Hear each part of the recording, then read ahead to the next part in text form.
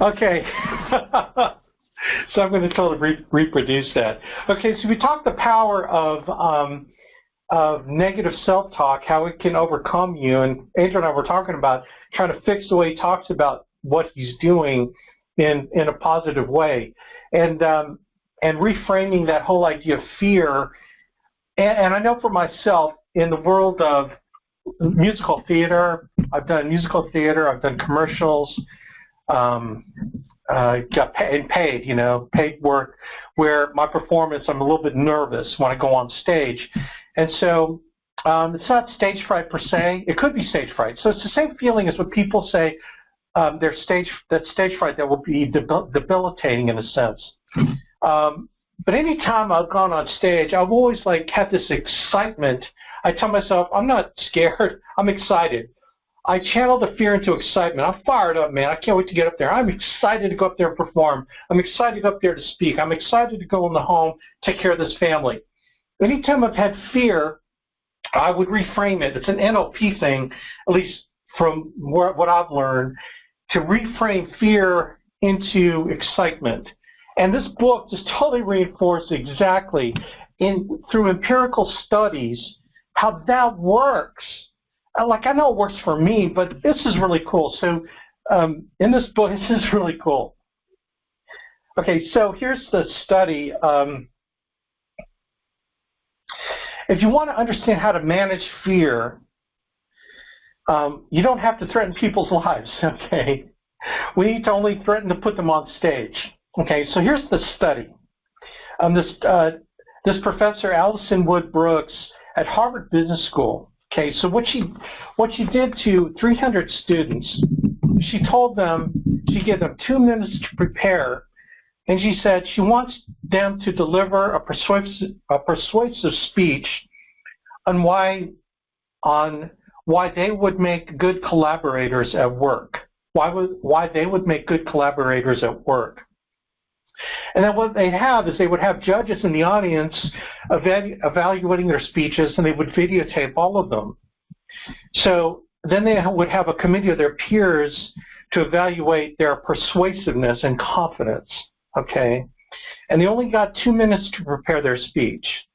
And it says that a lot of the students were visibly shaking. Okay, I remember my first speech class at the Air Force Academy. Man, I was so nervous and scared, and it just was, and that's one of the biggest fears. In fact, the fear of public speaking is greater than the fear of death, actually. It's like the #1 greatest fear for people, right? So if someone told you, if I said you have 2 minutes prepared to get up on stage in front of 1,000 people on a topic that you didn't know until 2 minutes prior to you going on stage, how would you manage that fear? Okay, so what Dr. Brooks did is she has 300 working Americans to offer advice, okay? And so the popular recommendation, what most people said to advise someone confronting the situation, is they would say, try to relax and calm down, okay? It was the most obvious suggestion, and it was the suggestion given by 90% of professionals giving this advice, okay? But did you know that that's not the best advice, right? I already kind of gave it away. So what she did was she randomly told the students, and she gave them an assignment prior to them going on stage. She would say randomly to one group, she wants them to say, I am calm, before they go on stage. And then the other group, she would tell them, I'm excited, before they go on stage. And then they would just evaluate their performance. She would give them their assignment, roughly half would do one, half would do the other, and the judges didn't know which was which, right? They would just evaluate them, okay? So the only difference is one word, calm versus excited, right?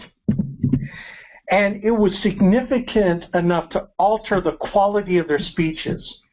When the students that were labeled their emotions as excitement, their speeches were rated 17% more persuasive and 15% more confident than those of the students who branded themselves calm.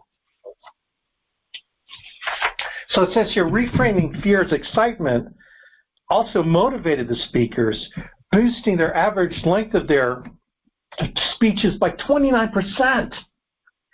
They had the courage to spend an extra 37 seconds on stage. In another experiment, when the students were nervous before taking a tough math test, they scored 22% better if they were told, try to get excited instead of try to remain calm, right? 22% better, okay? So basically the premise here is by reframing fear into excitement is going to help you perform better. Here's another, so she wanted to do another style of experiment. This one's kind of cool, okay? For those of you that were Instant Thundered, last two Instant Thunders, you'll know what I mean. So what she did was she asked her students to sing an 80s rock music song in front of the group of people. Whether they could sing or not didn't matter. So standing in front of the group of their peers, which is probably worse because you're standing in front of the other students, the song they were to sing was Don't Stop Believing by Journey, okay, into a microphone. And then what they did was they ran the song through a voice recognition software program that actually measured the accuracy of the notes, how closely they hit and matched the notes they were supposed to hit, from 0 to 100%. It would assess the volume, pitch, note duration, everything. And then they would earn a bonus for high scores. So the same thing, before they would go on stage, she randomly assigned them one to say, I'm anxious before they go up. The other one is, I am excited. Okay, so it's a little bit different words. I'm anxious, they're acknowledging their fear, and then the other one is they're reframing the fear to, I'm excited, okay? So what they did was she had a control group, like all good experimenters, they had a control group to go up there and sing with nothing. They didn't say anything to themselves prior to performing. And the average accuracy of those people, the control group, was 69%. Okay, the ones that labeled their emotion as anxiety, where they said, I'm anxious, it reduced their accuracy to 53%. So it went down from 69 to 53%. So instead of helping them accept the fear that they're feeling, it reinforced that they were afraid, right? It's like the thing that you focus on the most is what you get. So if you focus on your anxiousness and your fear, you're going to get anxiousness and fear, which will diminish your results, okay? The people that called that fear excitement, their accuracy went up to 80%. So the control group, 69%, right? The ones that embraced their anxiety and acknowledged their anxiety, it went down to 53%. And the people that reframed their anxiety to excitement got 80% accuracy. Is that crazy? So it's empirical how you say what you say and how you frame something that's scary. Here's why that works. Because fear is such an intense emotion, okay, to even think about calming yourself down is like slamming on the brakes. Your heart's racing, right? You're getting sweaty palms. You know that feeling of anxiety and fear.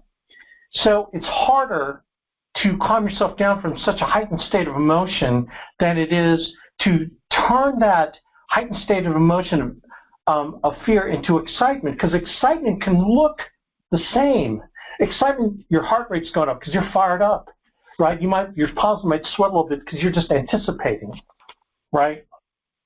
So rather than trying to suppress such a strong emotion as fear, what you're doing is you're reframing it to another strong emotion of excitement, okay? That's equally intense, and it keeps the momentum going of how you are, what you're excited about, that you're still moving forward like 100 miles an hour. That's what fear is. You're moving forward 100 miles an hour. What you're doing is you're switching lanes into the excitement lane instead of the fear lane. And your performance is going to be much better. See, because what is fear? Fear, the mark of fear is the uncertainty about the future, right? we're worried that something bad will happen. It's like when you pick up the phone to dial, you're worried that what if you get rejection? What if they yell at me? Whatever, right? It's not knowing, okay? It's that fear of the unknown.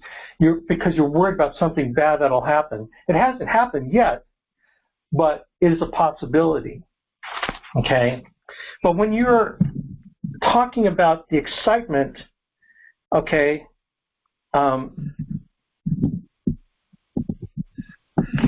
there's an excitement that you feel that something good can happen. So instead of focusing on what bad will happen, there's that switching over to excitement that something good is going to happen, man. I've always said that, man. Anything that happens, whether it's bad, whether it's good, it's like, man, something good's going to happen out of this. Like, it'd be one of the worst I can get charged back. It's like, man, I'm fired up because something good's going to happen. That's like when Andrew's talking about, man, I had a terrible, terrible week. You know, it's like, dude, something good's going to happen now because you've already been through the negative part of your averages. Now look forward to the upper part of your averages. All right. Neuroscience research suggests that when we're anxious, the unknown is more terrifying than the negative. So, man, in terms of managing your fear, man, I would urge you to reframe it. I'm excited. That sick feeling in your stomach, I know what that's like. It's like, man, I'm excited. I'm excited. Before you go into a home, I'm excited. Those three homes you didn't close and the one no-show is like, oh man, that's the downside. I'm coming back. I'm going to be the upside of my averages. I'm excited. This one's going to be an awesome appointment. Do you see how it changes that?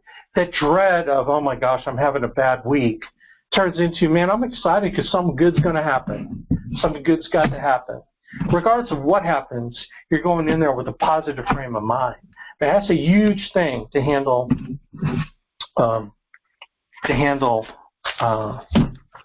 Fear, right? So I hope that helped. All right.